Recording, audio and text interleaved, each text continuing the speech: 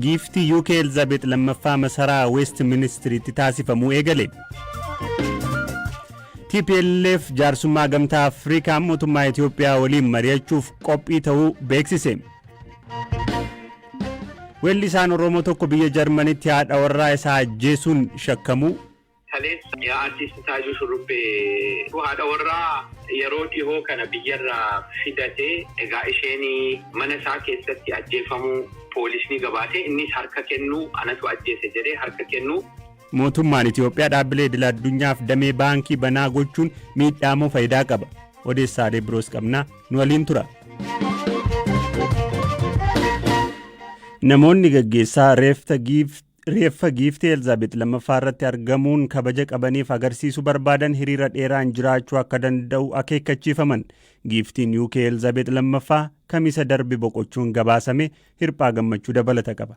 Sirna gaggeessaa giiftii Elizabeth lammaffaa masaraa West Ministriitti gaggeeffamu irratti namoonni akka hirmaatan eeyyamameera. Haa ta'u malee namoonni gaggeessaa kana irratti hirmaachuu barbaadan hiriirri sa'aatii dheeraa gaafatu isaan eeggachuuf jira. Hiriirri kun halkan guutuu fudhachuu akka danda'amutu eegamaa jira. Kanaaf jecha namoonni nyaataaf dhugaatii akkasumas uffata fudhatanii akka dhaqan eeyyamameera. Sirni gaggeessaa kun roobii dhuftuu jalqabee gaafa wixataa fulbaana 19 awwaalchi raawwatama. Guyyoota kanneen gidduutti sanduuqni reeffaa uummataaf sa'aatii 24 guutuu agarsiifama. Yeroo xumuraaf reeffi maatii mootota UK masaraa keessatti uummata 200,000 kan ilaalame sanduuqa reeffaa haadha giiftii Elizabeth yoo ta'u bara 2002 ture. Giiftiin Elizabeth erga masaraa Balmoral keessatti lubbuun isaanii darbee as namoonni 10,000 lakkaa'aman iddoowwan isaan jaalatan kanneen akka masaraa Buckingham, Sandringham House, masaraa Windsor'itti isaan yaadataa jiru. Reeffi isaanii bakka lubbuun isaanii darbe masaraa Balmoral irraa Edinburgh keessa darbuun gara London yoo imalu namoonni daandiitti ba'anii daawwachaa turan. Wixata har'aa kana maatii moototaan duubaan hordofamaa konkolaataan sanduuqa isaanii baatu Edinburgh Bataskaana Kaatedraalaa Qulqulluu Giles keessa boqochuun sa'aatii 24f sirni dungoo ibsuu ni adeemsifama. Kun otoo haala kanaan jiru du'a haadha isaaniin booda mootii kataan Charles sadaffaan bulchiinsa haadha isaanii leellisaniiru. Akkasumas mootichi guyyaan awwaalchi giiftii itti raawwatamu akka guyyaa ayyaanaatti lakkaa'amus mirkaneessaniiru.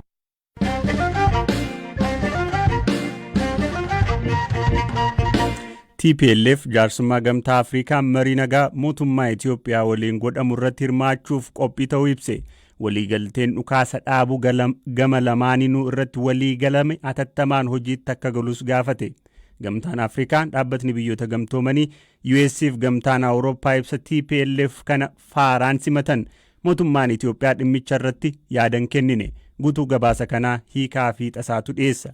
Aangawoonni TPLF akka lakkoofsa Itoophiyaatti jalqaba bara haaraa 2015 irratti ibsa baasaniin marii nagaa mootummaa Itoophiyaa waliin godhamu kan jaarsummaa gamtaa Afrikaan gaggeeffamuuf qophii ta'uu beeksisan. Milkaa'ina marichaaf jecha waliigalteen dhukaasa dhaabuu gama lamaaniinuu raawwatamu atattamaan akka waliigalamu qophii ta'uu TPLF ibseera. Waraana kaaba Itoophiyaa erga eegalee waggoota lamatti siqaa jiru kana irratti qaamolee hirmaatan walitti araarsuuf tattaaffiin hedduu taasifameera. Garuu hanga ammaatti waraana balaafamaa lubbuu lammiilee gaaga'aa jiru kana dhaabsisuu irratti bu'aan argame hin jiru. Qaamolee mariisisan ilaalchisee mootummaan Itoophiyaa gamtaan Afrikaa gahee mariisisuu akka fudhatu kan fedhu yoo ta'u humnoonni Tigraay ammoo pirezidaantii Keeniyaa yeroo ammaa aangoo isaanii obba'ee Uhuru Keeniyaataan jaarsa araaraa gochuuf fedhii agarsiisaa turan. Durataan gamtaa Afrikaa Musaa Faaqii Mohaammed sanbata darbee Tiwiitara isaanii irratti akka barreessanitti Obasanjoo irratti amantii guutuu akka qabanii fi Itoophiyaa fi naannawa isheetti nageenya fi araara waaraa fiduuf qaamolee hunda waliinuu akka hojjetan ta'uu ibsaniiru. Ibsi haaraa TPLF erga dhaga'amee dhaabbileen idil addunyaa fi mootummoonni alaa ibsicha faaran simatan.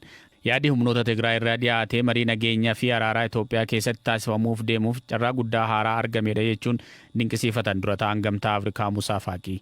Humnoonni Tigraay waanuma mootummaan federaalaa Itoophiyaa gaafachaa fi fedhaa ture ibse kan jedhan Musaa Faaqii Mohaammed amma qaamoleen lameenuu hatattamaan waraana dhaabuun kallattiin marii nagaatti akka seenan gaafataniiru. Mariin gaggeeffamus gamtaa Afrikaa jalatti ta'uu fi qaamoleen idil addunyaa kan hunduu irratti walii galee akkan hirmaachisu ta'uu eeran.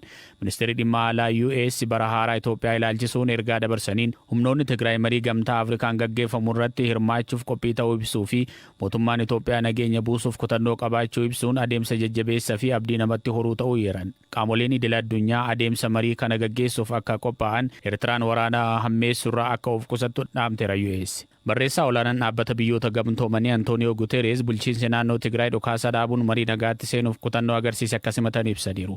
Qaamoleen dhimmi ilaallatu hunduu carraa kanaan gara nagaatti akka seenan, walitti bu'iinsa akka goolabanii fi guutummaatti gara rakkoo mariin furuutti akka seenanis dhaamaniiru. Humnoonni Tigraay mariif qophii ta'uu isaanii wayita ibsan gamtaan Afrikaa qaamolee hunda walitti fidee mariisisuun adeemsi isaa amanamaa fi iftoomina kan qabu ta'uu qabaachuu eeran. Marii kana irratti namoonni qaamolee lamaanuu biratti fudhatama qaban akka hirmaatan, taajjabdoonni amanamummaa dabalanii fi ogeeyyiin idil addunyaa dhimma kana irratti tajaajila gorsaa kennan hirmaachuu akka qaban hooggantoonni Tigraay gaafataniiru. Qondaaltonni gameeyyiin akka obbo Getaachoo Raddaa fi Jeneraal Tsaadiqaan Gabratinsaay garee uummata Tigraay bakka bu'uun marii mootummaa waliin gaggeeffamuuf eegamu irratti qooda fudhatan keessaa ta'us TPLF ibseera. Mootummaan Itoophiyaa ibsa TPLF baase kana irratti homaa jechuu baatus ji'a tokko dura mari'attoota isaa 7 ifa gochuun isaanii yaadatama.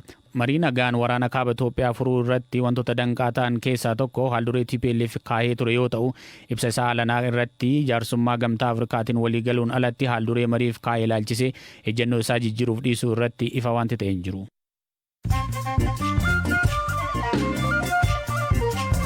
Dhaggeeffattoota gidduutti immoo odeessaalee gaggabaaboo muraasa haleellaa Yuukireen gaggeessaa jirtuun loltootni Raashiyaa humna namaan caalaman Yuukireen haleellaa torbee darbe naannoo Kaarkiivitti gaggeessiteen loltoonni Raashiyaa lakkoofsa reeshoo 8:1 caalaman jechuun aangawaan Raashiyaa naannichatti muudde tokko dubbatan. Vitaalii Genchoof loltoonni Yuukireen daangaa kaaba biyyattii deebisanii to'achuun hanga daangaa Raashiyaa qaqqabuu isaanii TV Raashiyaatti himaniiru. Safaariikoom magaalota Adaamaa fi Baahir Daaritti tajaajila bilbilaa kan yaalii eegale. Kaampaaniin Telekoomii guddichi Keeniyaa Safaariikoom dhiyeenya gabaa Itoophiyaa galee magaalota 5 keessatti tajaajila bilbilaa kan yaalii eegalu beeksise. Safaariikoom Itoophiyaa yaalii tajaajila bilbilaa jalqabaa magaalota akka Dirree Dhawaaf, Hararii fi Haroomayaa keessatti gaggeesse. Amma immoo gara kaabaa fi giddugala biyyaatti deebi'uun magaalaa Baahir Daarii fi Adaamaa keessatti yaalii tajaajila bilbila kennuu eegaluu isaa fuula Tiwiitaraa isaa irratti beeksiseera. Uhuruun yeroo jalqabaaf ruutoodhaan baga gammaddan jedhan. Filannoo alanaa irratti morkataa isaanii duraanii deeggaraa akka turan Uhuruun masaraa biyyattii keessatti guyyaa isa dhumaa isaaniin kan filannoo baranaa injifatan Wiiliyaam Ruutoo simatanii dubbisaniiru. Uhuruun hanga har'aatti itti aanaa isaanii ka turan ruutoodhaan baga gammaddeen jenne torban darbe keessa waa'ee filannoo biyyattiin geggeessite yoo dubbatan hoogganaan koo Raayilaadhaa jedhanii turani. Pirezidantiin haaraan Wiiliyaam Samooy Ruutoo guyyaa boruu pirezidantii Keeniyaa ta'uun kakuu raawwatu. Odeessaaleen gaggabaaboo hanganu.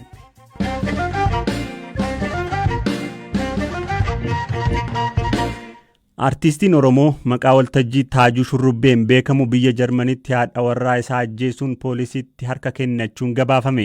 Miidiyaaleen biyya Jarmanii bulchiinsa Firaankooniyaa bakka jireenyaa kooluu galtootaa keessatti jalqaba dubartiin lammii Itoophiyaa ajjeefamtee argamuu gabaasa poolisii waabeeffachuun kan gabaasan yeroo ta'u, booda namni ganna 35 poolisiitti harka kennachuu gabaasan.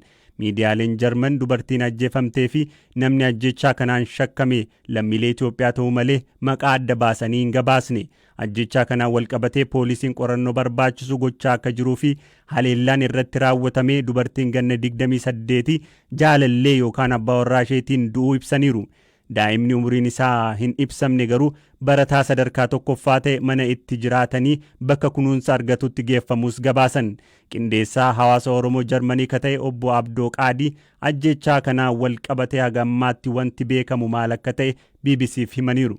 Taajuu Shurrubbee Oromoo baay'eetu beekanii artistii beekamaa biyya kana keessa jiraatu. Haadha warraa yeroo dhihoo kana biyyarraa fidatee sirnaan fuudhee fidatee egaa isheen mana isaa keessatti ajjeefamuu poolisni gabaatee innis harka kennuu anatu ajjeese jedhee harka kennuu maqaan isaa garuu hin tuqamne gabaasa poolisii irratti booda bakka sana ka jiru bakka kaampii baqattoota inni keessa jiraatu ka jiru namni Itoophiyaa yookaan Oromoo isa qofaa akkasiin booda ollaanis namoonni achi dhihoo jiraatan dhimmi Taajuu fi haadha warraa isaa ta'uu egaa mirkaneessan jechuudha. Kanatu dhalate.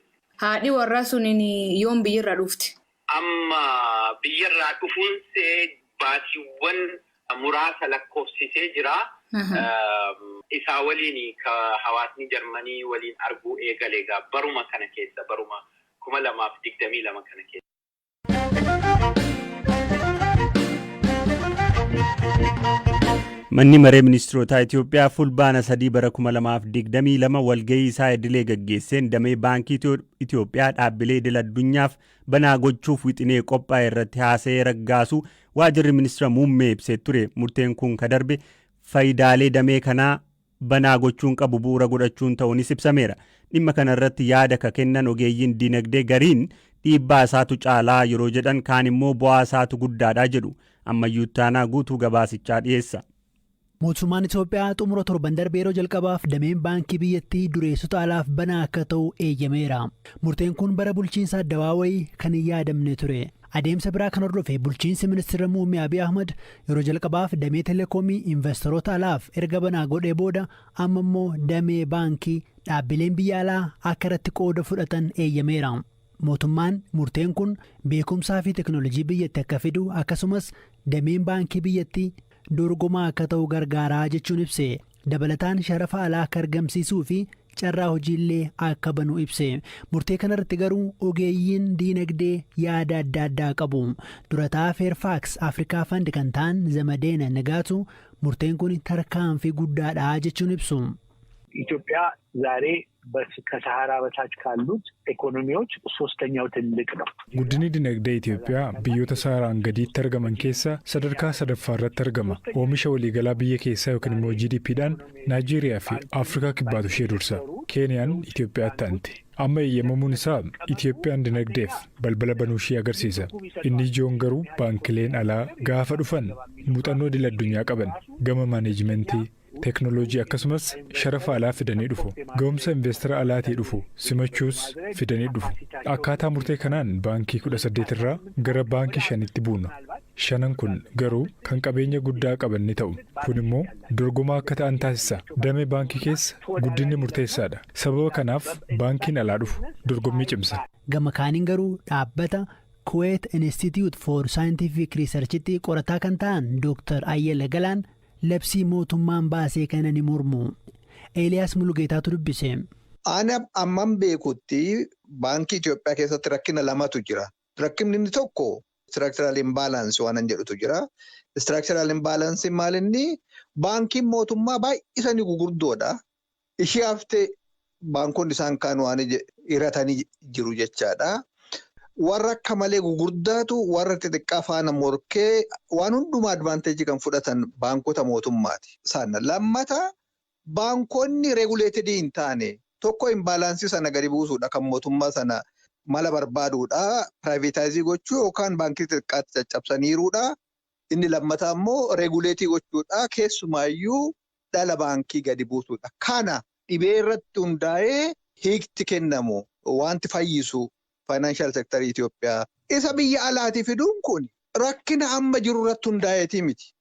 Tasumaa namni mataan bowwaafatuu fi qoricha garaa ciniinnaa kennuu argite waan rakkina jiru irratti hin hundoofne.